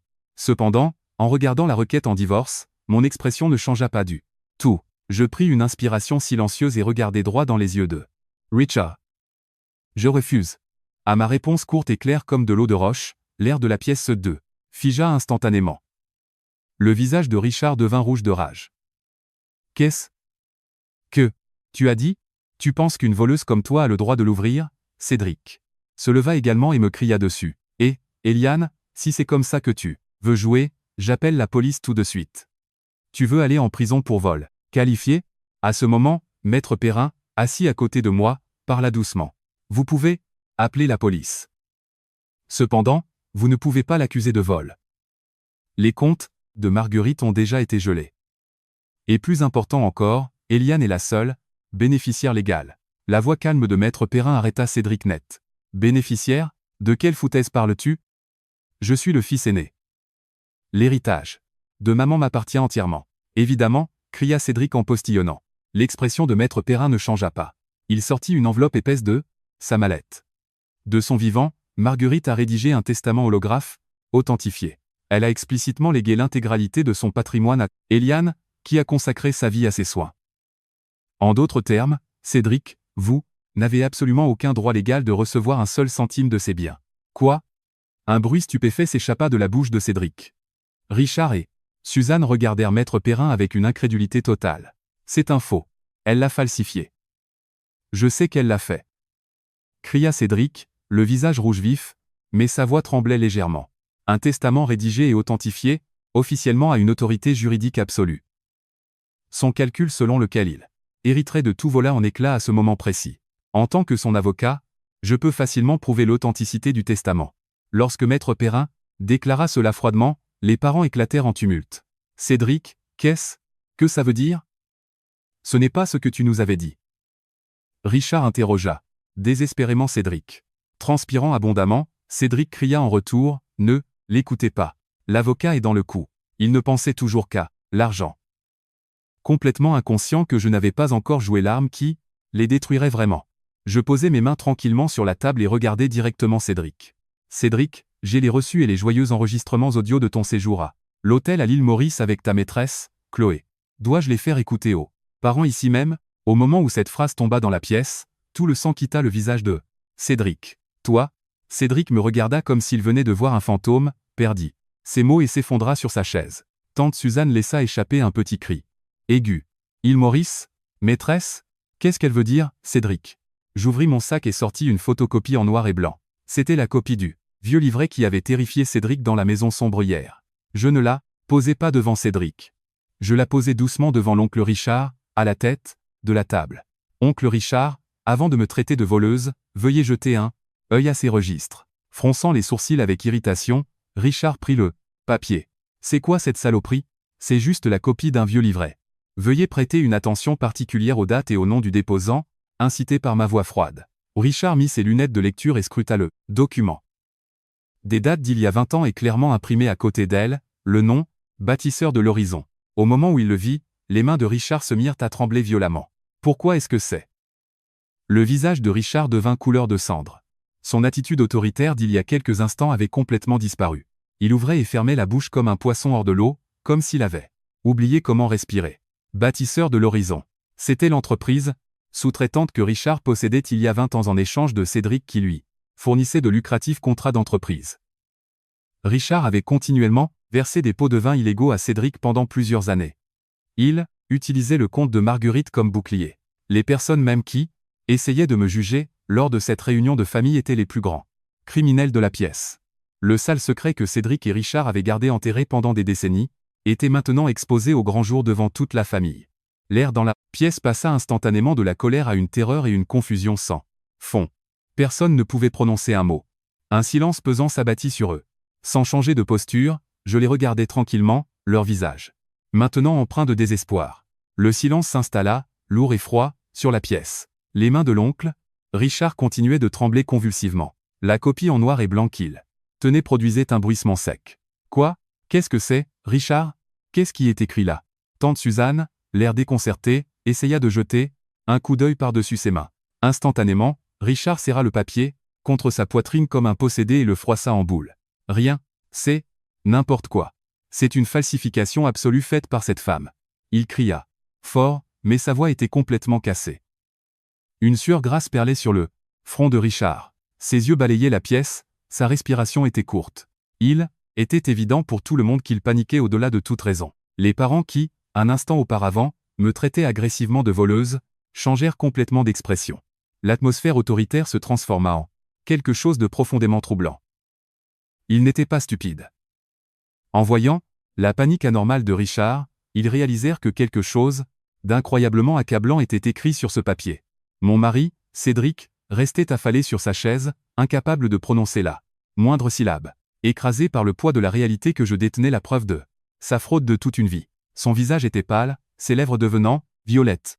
Je me suis redressé tranquillement et j'ai parlé à Richard, qui serrait le papier froissé. Ce n'est pas une falsification. Le livret original est bien enfermé dans un coffre-fort au cabinet d'avocat de Maître Perrin. Il est prêt à être soumis à une expertise judiciaire ou à la police à tout moment. Ma voix était étonnamment froide et claire, même pour moi. Une voix dénuée de colère ou de chagrin, énonçant simplement des faits. Pendant plusieurs années, à partir d'il y a 2 décennies, des sommes massives ont été régulièrement transférées de bâtisseur de l'horizon vers le compte personnel de Marguerite.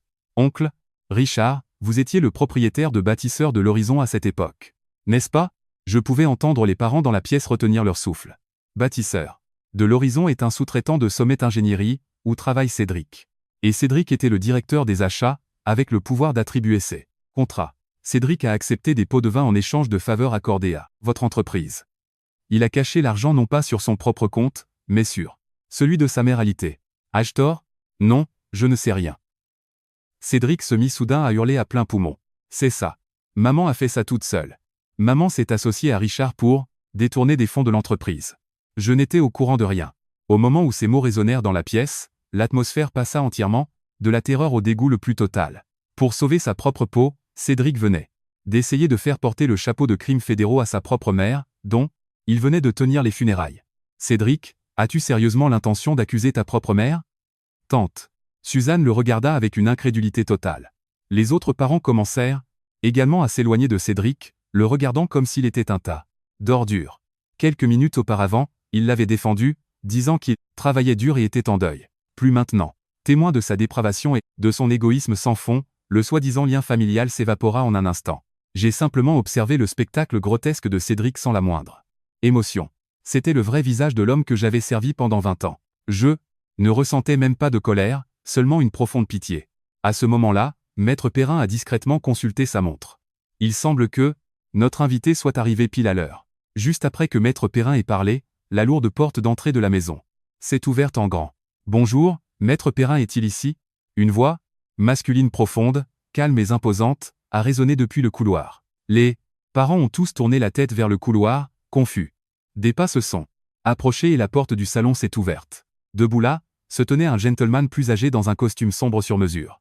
Il avait des yeux vifs et impitoyables et une expression impeccable et sévère, un parfait étranger qu'aucun des parents ne reconnaissait. Cependant, à la seconde où Cédric a vu le visage de l'homme, il a poussé un petit cri, a couvert son visage de ses deux mains et s'est effondré sur le sol.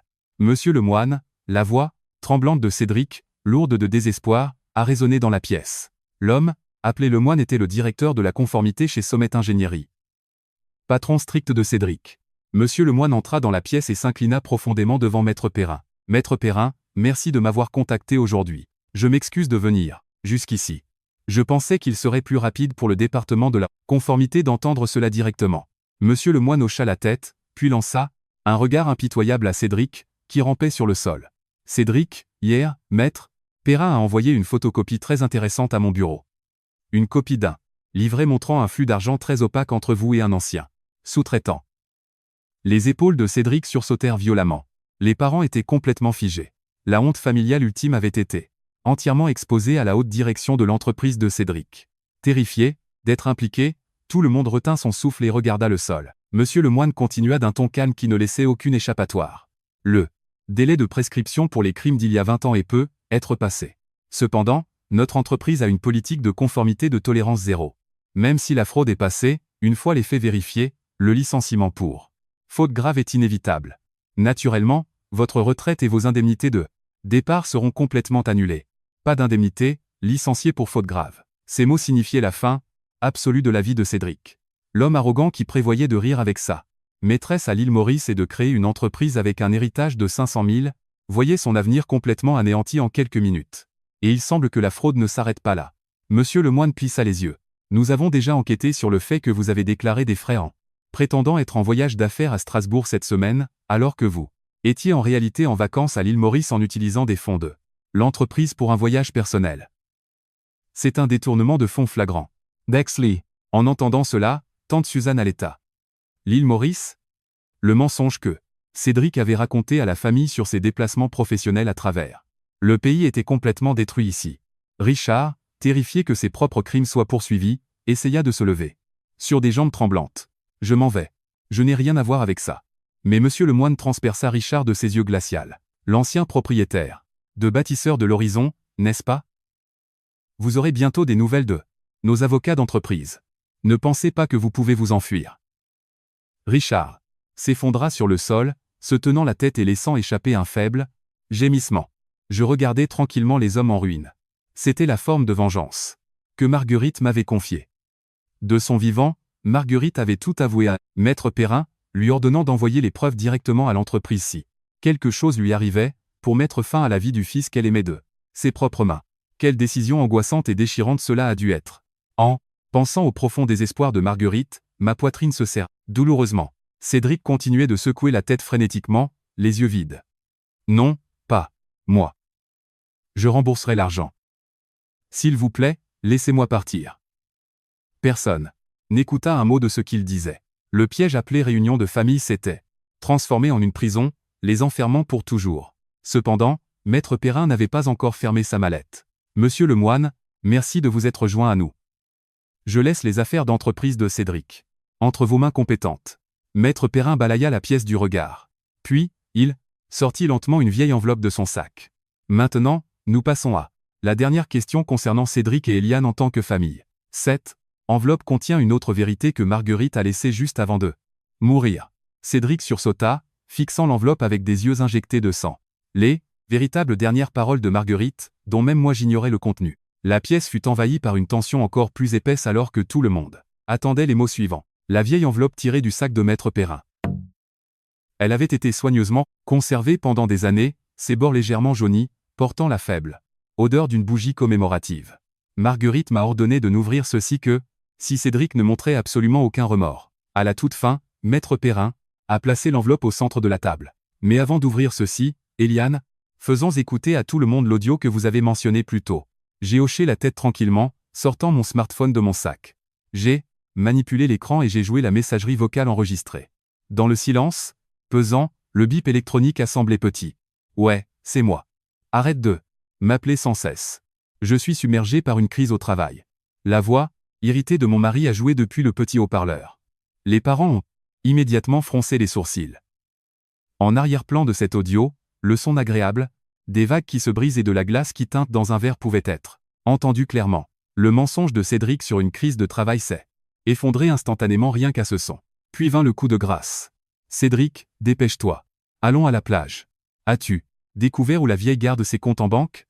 La voix d'égouttement, douce et insensible d'une jeune femme. J'ai senti l'air de la pièce se figer. Tante Suzanne, qui avait défendu Cédric plus tôt, était assise la bouche grande, ouverte d'incrédulité. Imbécile. Baisse la voix. C'est bon.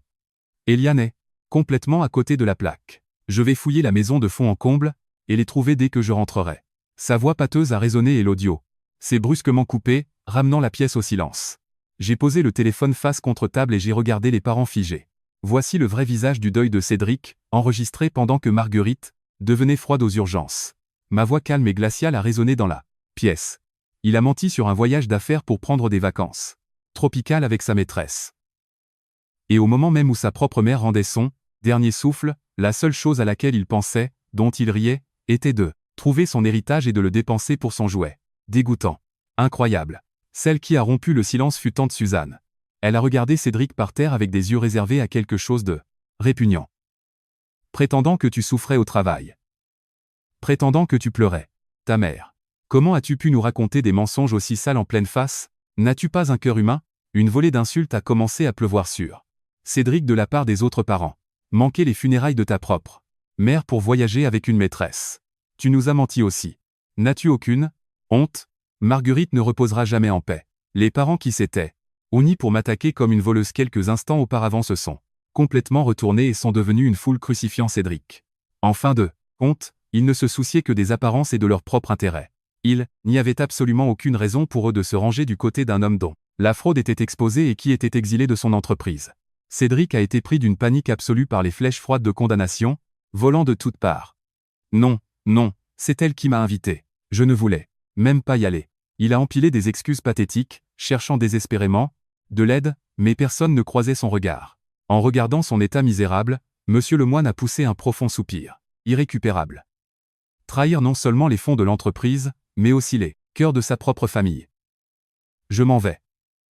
Monsieur le moine s'est levé, jetant un regard de glace sur Cédric. Cédric, la notification de licenciement formel arrivera des RH demain. Vous ne recevrez pas un seul centime d'indemnité. Préparez-vous à vider votre bureau. Monsieur le moine a quitté la pièce avec ses derniers mots froids. Le bruit sourd de la porte d'entrée se fermant a signé la fin absolue de la vie professionnelle de Cédric. Ayant tout perdu, sans nulle part où aller, Cédric a soudainement commencé à rire comme une machine cassée. Hein? D'accord, virez-moi. Je coupe les ponts. Avec vous, parents sans cœur, de toute façon. Il s'est levé et a dirigé ses yeux injectés de sang et étranges vers moi. Eliane, dépêche-toi de déposer ces papiers de divorce et fiche le camp. J'ai encore Chloé. Elle est jeune et belle. Je n'ai pas besoin d'une femme inutile comme toi de toute façon. Je vais commencer une nouvelle vie avec elle. C'était le tout dernier lambeau de ça Fierté. Un fil fragile auquel il s'accrochait désespérément. Même s'il était licencié et abandonné par sa famille, il croyait que la jeune femme qu'il aimait resterait à ses côtés. Cette illusion était la seule chose qui le tenait debout. Cependant, je l'ai regardé sans la moindre trace de pitié. Recommencer? Avec quel argent exactement? À ma question silencieuse, le rire maniaque de Cédric s'est brusquement arrêté. Chloé était avec toi parce que tu étais sur la voie de la direction et que tu dépensais sans compter, n'est-ce pas? Et surtout, parce qu'elle croyait que tu étais sur le point d'hériter de l'énorme patrimoine de Marguerite. J'ai sorti un dernier document de mon sac. C'était une copie d'une mise en demeure rédigée par le cabinet de Maître Perrin tenant Chloé civilement responsable des biens matrimoniaux détournés et dépensés pour elle. J'ai demandé à Maître Perrin d'envoyer cette notification à l'appartement de Chloé ce matin. Pendant que je parlais, Maître Perrin a pris le relais en douceur. Nous avons reçu un appel téléphonique hystérique de Chloé à mon bureau il y a peu.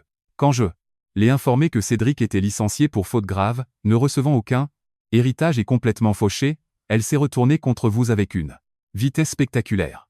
Le visage de Cédric a tressailli violemment au mot « calme » de l'avocat. Elle a rejeté toute la faute sur vous, Cédric.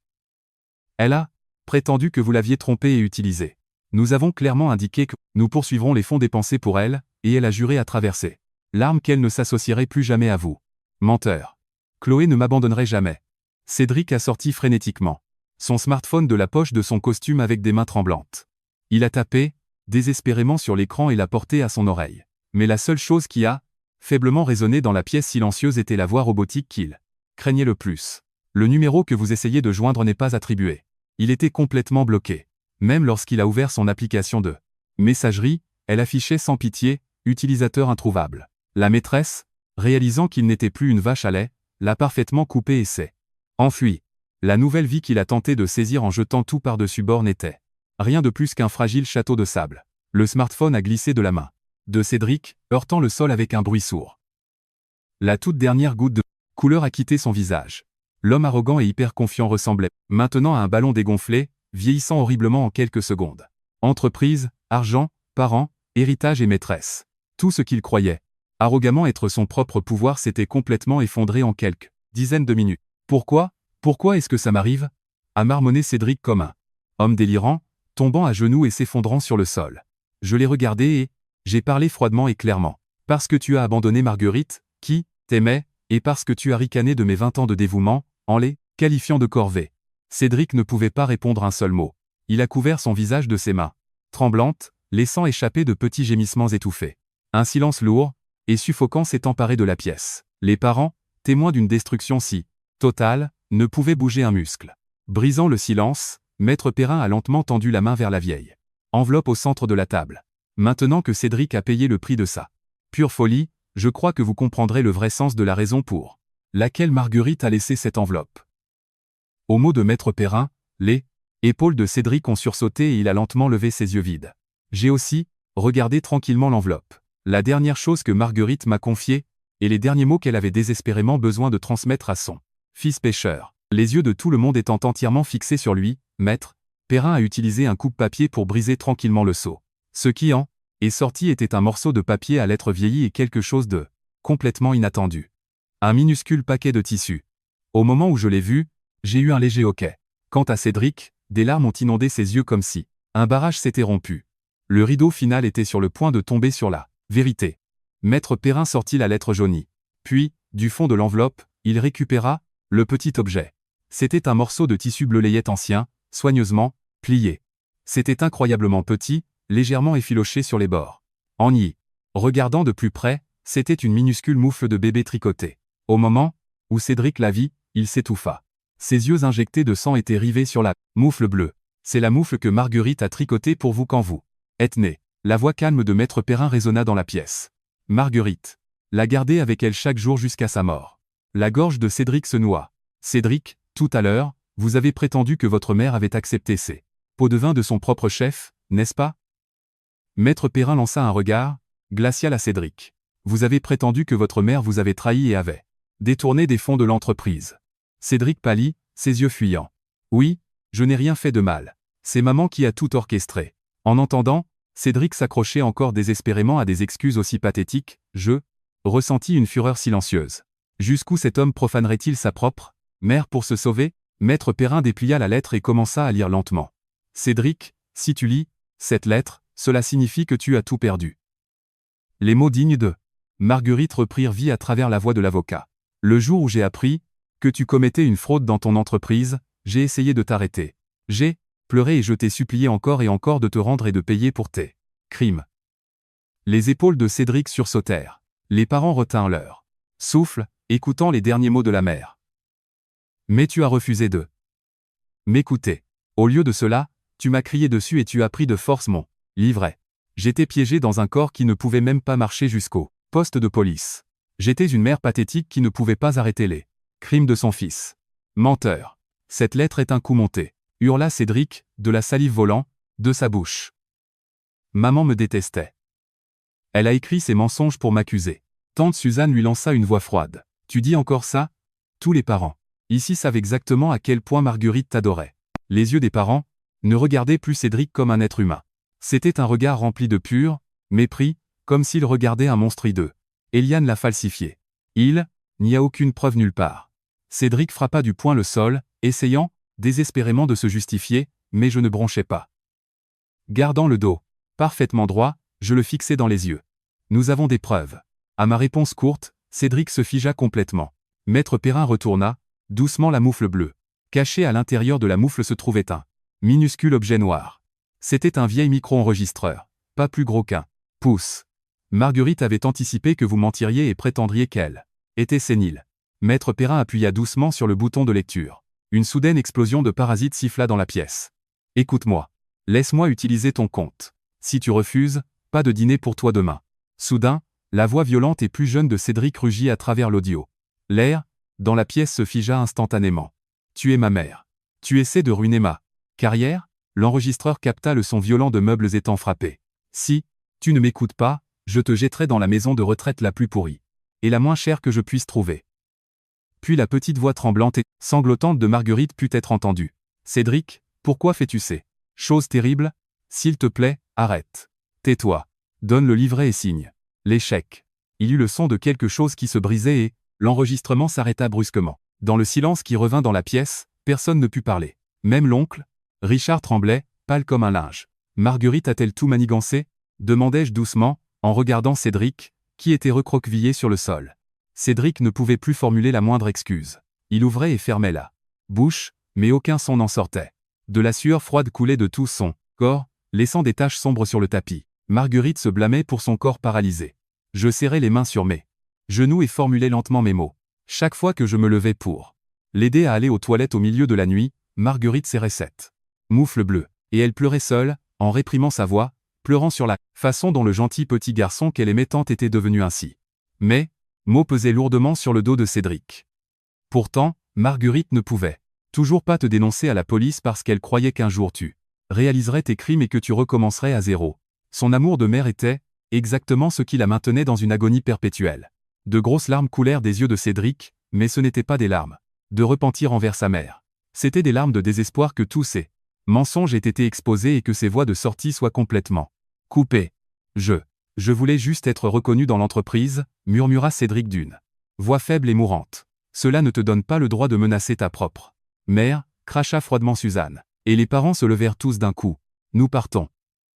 Je me sens mal rien que de respirer le même air que cet homme. Richard s'enfuit pratiquement vers la porte, l'ouvrant à la volée. Les autres parents suivirent, sortant sans accorder un second regard à Cédric. Pas une seule personne n'éprouvait la moindre sympathie pour lui. Les parents qui l'avaient autrefois gâté et élevé l'abandonnèrent de la manière la plus brutale possible. Quelques minutes plus tard, seul Maître Perrin, moi-même et Cédric, qui s'étaient effondrés sur le sol, restions dans le grand salon. La pièce était douloureusement silencieuse. Cédric gardait les mains sur le sol, ses épaules tremblant faiblement. L'entreprise, les parents, la maîtresse, l'héritage, tout ce qu'il pensait avoir saisi de ses propres mains était une illusion. Je me suis levé tranquillement. Le sol semblait agréablement frais sous mes chaussures. Cédric. À ma voix froide, les épaules de Cédric sursautèrent. Il leva lentement son visage, paraissant 10 ans plus vieux. Les poches sous ses yeux étaient profondes, ses lèvres gercées et sèches. J'ai sorti le document de mon sac, la requête en divorce que j'avais laissée sur la table de cette maison. Vide hier, le papier qu'il avait balayé d'un rire comme une menace pathétique. Je l'ai posé tranquillement sur le sol juste devant lui. Puis j'ai placé un stylo noir à côté. Le dernier souhait de Marguerite était que je reprenne ma vie. J'ai plongé mon regard dans ses yeux et j'ai parlé clairement. Ton rôle est terminé. Ne te montre plus jamais devant moi. Cédric tendit une main tremblante et fixa la requête en divorce. Il n'avait plus la possibilité de refuser de la signer. Dans la pièce silencieuse, le son sec d'un stylo grattant contre le papier commença à résonner dans le vide. Le grattement sec du stylo résonnait dans la pièce silencieuse. Le son semblait incroyablement creux, comme emporté par le vent. La main de Cédric tremblait violemment, le stylo glissant plusieurs fois. Les lettres qu'il écrivait étaient fortement déformées, bien loin de son écriture autrefois assurée. Je l'ai simplement regardé en silence. Pendant 20 ans, j'ai vécu ma vie en jaugeant constamment l'humeur de cet homme, en marchant sur des œufs, en veillant à ne pas le contrarier, en reculant toujours et en m'accrochant à lui comme une ombre. Mais l'homme en face de moi n'était plus quelqu'un à craindre. Je n'avais plus une goutte de colère ou de chagrin. Pour moi, cet homme, dont l'esprit était entièrement consumé par l'autopréservation, ressemblait simplement à une créature terriblement petite et pathétique. Finalement, Cédric signa la dernière ligne et laissa tomber le stylo sans force. Il tomba sur le sol avec un bruit sec. Maître Perrin tendit tranquillement la main et tira le document vers lui. D'un œil froid, il vérifia chaque ligne pour détecter les erreurs. Tout est en ordre. Légalement, le mariage entre vous deux est complètement dissous. Les mots de Maître Perrin mirent un point final, définitif à une peine de 20 ans. Cédric garda la tête baissée et couvrit son visage de ses deux mains. Eliane. Une voix rauque et incroyablement faible s'échappa de ses doigts. J'ai eu tort. S'il te plaît, pardonne-moi. C'était la toute première fois qu'il prononçait des paroles d'excuse. L'ancienne moi aurait pu être entendu ces mots et hésiter, mais la moi actuelle a parfaitement percé la vraie raison. Derrière eux. Tu ne me présentes pas tes excuses. À ma voix froide, Cédric sursauta. Tu as juste terriblement peur de tout perdre et d'être tout seul. Tu as été licencié, tu as perdu l'argent, et ta famille t'a abandonné. C'est pourquoi tu essaies désespérément de t'accrocher à la personne que tu méprises le plus. Mes mots étaient comme des lames acérées, perçant avec précision ces points vitaux. Cédric ne put relever la tête, ne laissant échapper qu'un petit gémissement. Maître Perrin commença à lui expliquer les dernières procédures légales. C'était une déclaration de réalité impitoyable. Cédric, demain vous serez formellement licencié pour faute grave. Naturellement, vous ne recevrez aucune indemnité et l'entreprise engagera de lourdes poursuites civiles contre vous pour les fonds détournés. De plus, vous paierez les frais de justice et les règlements impliquant Eliane. Le corps de Cédric se mit à trembler de manière incontrôlable. Concernant la succession de votre mère, bien que vous puissiez théoriquement tenter de contester une part minimale légale, tout montant que vous recevriez serait instantanément saisi pour payer votre restitution à l'entreprise et les règlements d'Eliane. Cela ne couvrirait même pas tout. Vous retrouverez avec une dette massive. Il n'y avait pas une once de sympathie dans la voix de Maître Perrin. Les 500 000 € sur lesquels Cédric comptait ne le sauveraient pas. Ils étaient destinés à disparaître entièrement pour payer les crimes qu'il avait commis. Quoi ? Et la maison ? Demanda Cédric d'une voix mourante. La vieille maison d'enfance où il avait vécu avec sa mère. Pour moi, c'était un lieu de souvenir où je nettoyais quotidiennement et m'occupais de Marguerite. Il reste encore un solde hypothécaire de plusieurs dizaines de milliers d'euros sur cette maison, répondit sèchement Maître Perrin. Sans emploi, et noyé sous les dettes. Il vous sera impossible de continuer à payer l'hypothèque. Finalement, la banque la saisira et la mettra aux enchères. La maison d'enfance que vous vouliez protéger en tant que fils aîné est partie. Au moment où il entendit ces mots, Cédric sembla oublier comment respirer. Le statut de fils aîné auquel il s'accrochait lui glissait entre les doigts. Je pris une inspiration silencieuse. J'ai laissé mon alliance sur la table de la salle à manger de cette maison. Cédric leva faiblement son visage pour me regarder. Ses yeux étaient injectés de sang, son visage un désordre de larmes. Elle est en platine. Tu peux la mettre au clou pour quelques centaines. Utilise-les pour acheter ton prochain repas. Je n'en ai certainement plus besoin. Il n'y a pas un seul souvenir chaleureux que j'ai besoin de prendre de cette maison. Tu les as tous détruits au cours des 20 dernières années. C'était mon dernier cadeau d'adieu et ma déclaration de rupture la plus impitoyable. L'anneau qui jurait un amour éternel n'était plus que de la menue monnaie pour qu'il survive à la journée. Cédric resta bouche bée, me regardant fixement. Il n'était plus autorisé à discuter ou à s'accrocher à moi. Il n'avait absolument plus aucune carte à jouer. Je me suis levé tranquillement. La fraîcheur du sol sous mes chaussures rendit mon cœur encore plus clair. Maître Perrin ramassa sa mallette et se leva. Également. Je regardai une dernière fois Cédric rampant sur le sol. La nuit où Marguerite est morte, je t'ai appelé 30 fois. Le corps de Cédric sursauta. Si tu avais répondu au téléphone ne serait-ce qu'une fois, si tu t'étais précipité pour être aux côtés de Marguerite dans ses derniers moments, et si tu avait versé de véritables larmes d'excuses. Peut-être que j'aurais tout pardonné, et que je serais resté dans cette maison. Mes mots se fondirent lentement, dans la pièce silencieuse. Mais tu as toi-même gâché cette dernière chance. J'ai été vraiment épuisé au cours des 20 dernières années, mais c'est enfin terminé. Au revoir. Je me suis incliné profondément et magnifiquement. Ce n'était pas un salut en tant qu'épouse, mais un rituel strictement réservé à un parfait étranger. Cédric ne put rien dire. Il se contenta de frotter son front contre le tapis, laissant échapper des sanglots sans voix. Je lui tournai le dos et tendis la main vers la porte. Une vive lumière du soleil d'après-midi se déversait dans le couloir, depuis l'extérieur. Sans hésitation, j'ouvris la porte et sortis dans la lumière, aveuglante. Les cris pathétiques de l'homme derrière moi furent complètement coupés au moment où la porte se referma avec un déclic. 6 mois passèrent tranquillement depuis ce jour. Les saisons passèrent de 7 été chaotiques à l'automne, et le vent qui soufflait portait un tranchant, agréablement frais. Je me trouve actuellement dans un cimetière sur une petite colline dans une ville côtière que je n'avais jamais connue auparavant. Devant moi se trouve une modeste pierre tombale nouvellement érigée. Je me suis accroupi. Et j'ai doucement pris mon temps pour polir la pierre avec un chiffon. D'où que j'avais apporté. En fait, lorsque Cédric a perdu la maison à cause des dettes et de la saisie, j'ai fait une demande par l'intermédiaire de Maître Perrin. J'ai demandé à prendre la garde de l'urne de Marguerite. Alors que Cédric et les parents voyaient leur vie s'effondrer, personne ne voulait prendre la responsabilité de gérer une concession funéraire coûteuse. Le traitant comme s'il se débarrassait d'une nuisance, ils ont remis ses cendres sans se battre. C'est pourquoi j'ai construit une petite tombe dans cette nouvelle ville côtière. Un endroit où Marguerite pourrait dormir paisiblement, sans être dérangée par les cris de quiconque. Marguerite, on sent vraiment que l'automne est là maintenant. Le temps est magnifique aujourd'hui aussi. J'ai parlé à la pierre tombale d'une voix calme, comme lorsque nous buvions le thé dans le salon. Bien sûr, il n'y eut aucune réponse de la pierre. Mais lorsque la brise d'automne a doucement balancé mes cheveux, j'ai eu l'impression que Marguerite souriait et hochait la tête en disant « Oui, c'est vrai. Je commence maintenant une toute nouvelle vie dans cette paisible ville balnéaire. L'héritage de 500 000 € que Marguerite m'a laissé pour me sauver, je n'en ai jamais utilisé un centime pour le luxe. J'ai acheté un petit appartement, ancien, mais merveilleusement ensoleillé, près de l'océan. Du balcon, je peux voir l'eau bleue scintiller brillamment. Et j'ai commencé à travailler à temps partiel dans une boutique de thé et de café en bordure de ville. C'est un petit magasin confortable tenu par un charmant couple de personnes âgées, spécialisées dans les thés torréfiés et les mélanges biologiques. Chaque jour, entouré de l'arôme profond des feuilles de thé torréfiées, j'échange des paroles chaleureuses avec les clients locaux. Les moments calmes à verser lentement du thé ambré d'une théière dans une tasse ont guéri de manière constante et sur mon cœur blessé. Se réveiller le matin pour préparer un petit déjeuner soigné juste pour moi.